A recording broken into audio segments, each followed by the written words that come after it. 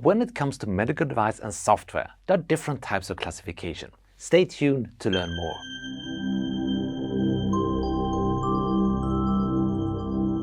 Hello, I'm Christian Kestner and you are watching a video that is part of my course on software for medical devices and IEC 62304. If you would like to register for it, follow the link in the video description and it will take you to the Medical Device HQ website. If you haven't subscribed yet, click that red button and don't forget to switch on the notifications. Now, let's get started. In this video, I will show you what different types of classification you should apply to your medical device and software. And are quite a few different types of classification. Let me present the four competitors: medical device classification, software safety classification, level of concern, and software as medical device or SaMD categorization.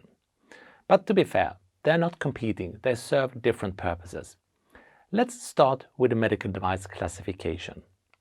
Most countries have regulatory requirements that are dependent on the risk of the device. The higher the risk of the product, the more requirements you will find in both your development process as well as the product approval process. Here you can see the major classes of medical devices in the EU. There are some more subclasses, but these are the major ones. The classes range from a relatively harmless product in Class 1 to the more risky products in Class 3.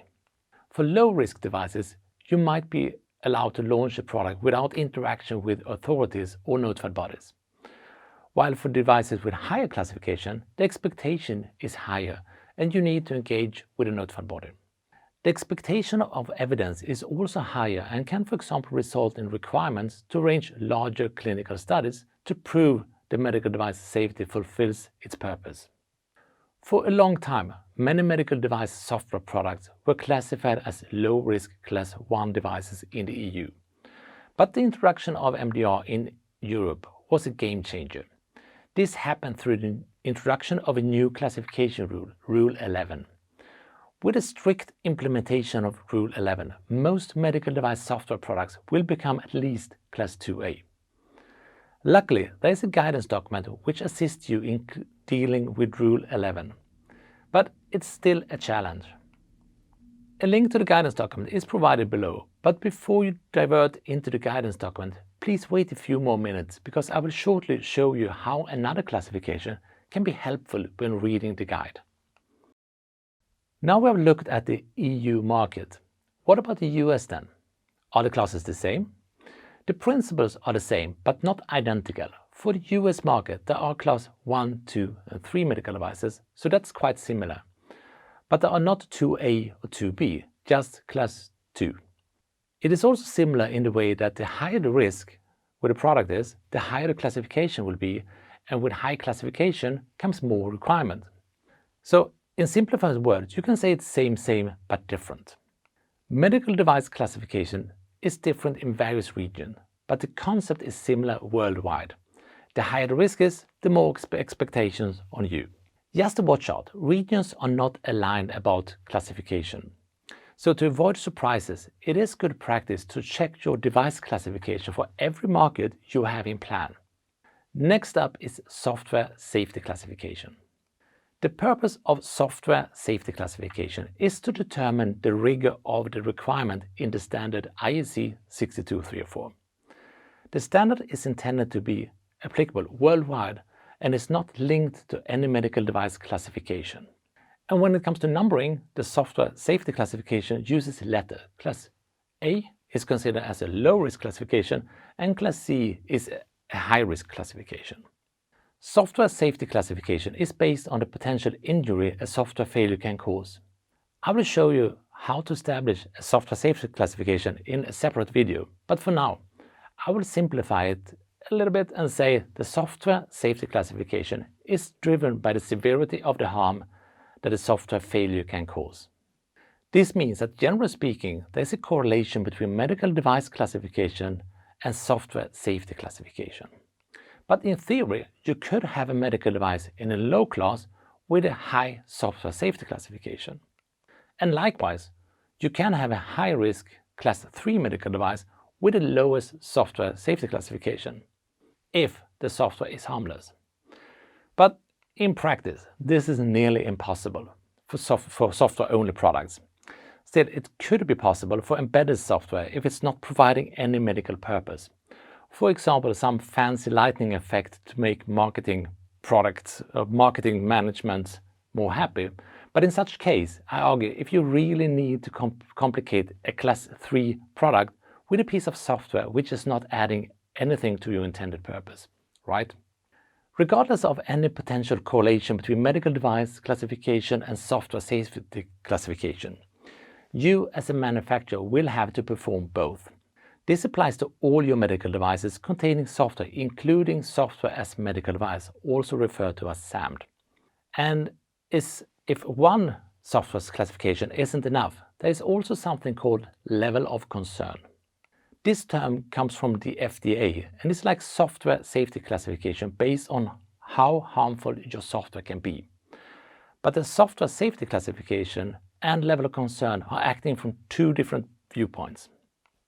Software safety classification determines the process rigor you must apply for software development, while the level of concern is about documentation expected in pre-market submission.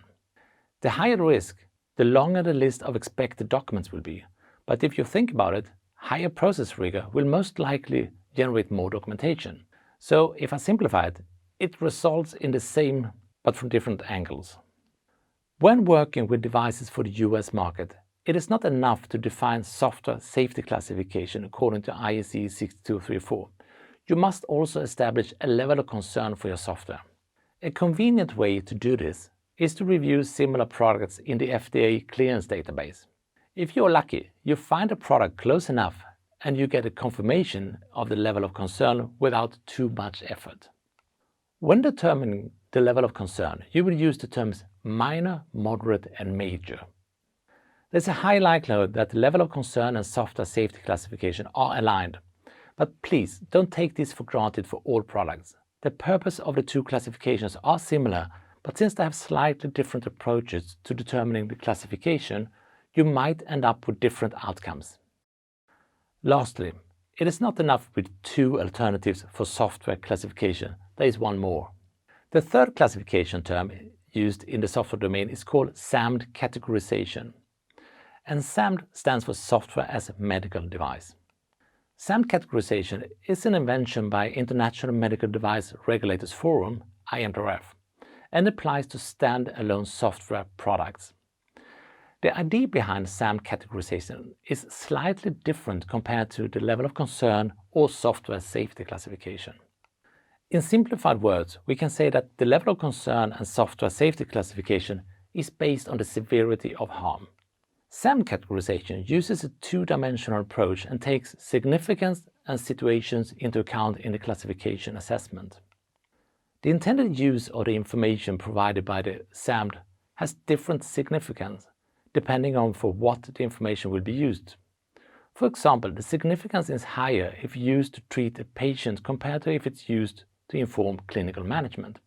And again, I allow myself to simplify a little bit and say that significance is similar to severity of harm. On the other axis, you find healthcare situation or condition.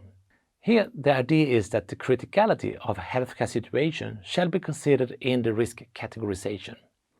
For example, if a software is used in an intensive care unit to calculate medication doses, the situation is most likely different if you have a situation where a patient is dying and the right dose is needed within seconds compared to adjusting doses on a daily basis. The SaMD categorization uses Roman numerals, just as the EU device classification. It almost looks like someone is intentionally trying to get us confused. Unfortunately, the SaMD categorization has been disconnected from both standards and established regulation, but is now slowly getting more and more traction. Earlier in this video, I told you about a guidance document on MDR Rule 11. This is one example where SaMD categorization has become useful. The table I just presented to you is used in the guidance document and looks like this. Here you see a mapping between medical device classification and risk categorization from the SaMD guidance. It is worth mentioning that Class 1 medical devices do not even qualify to be in the table. This again emphasizes that almost any medical device software, according to the EU MDR, is likely to become at least Class 2A. Maybe you ask yourself, why on earth should you walk the extra mile to first establish a SaMD categorization and then a medical device classification? Well, there are no formal requirements to establish a SaMD categorization. It is a matter of taste, but I find the SaMD guidance more helpful. For example, to understand the importance of criticality. If a software is used to diagnose in a critical condition, like an intensive care unit, then the software belongs to category 4. But if the very same software is used only in a non-serious situation, it could belong to category 2. In the EU MDR classification term, this means a difference from between a Class 3 medical device and a Class 2A medical device, which is a big difference. A last comment about SaMD risk categorization. The categorization is also used in guidance documents related to clinical evaluation. These guidance documents are becoming state-of-the-art when working with medical device software.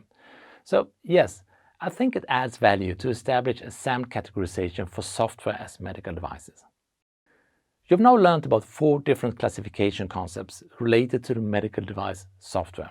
If you are a software engineer, especially in a larger company, you will probably have people helping you out with these things. Still, if you're in a small company, you can most certainly get involved in software safety classification and having to actually do it yourself. In case you get involved in classification work, here's a summary of the classification we just have gone through. You will also find this table in the text below. And that was all for this video about classification. So, did you learn something new and interesting? Let me know in the comments. I would love to hear your thoughts. If you want to connect with us, we are on LinkedIn too. Just find us at Medical Device HQ. That's all for now. Make sure you come back. Thanks for watching. Happy classification.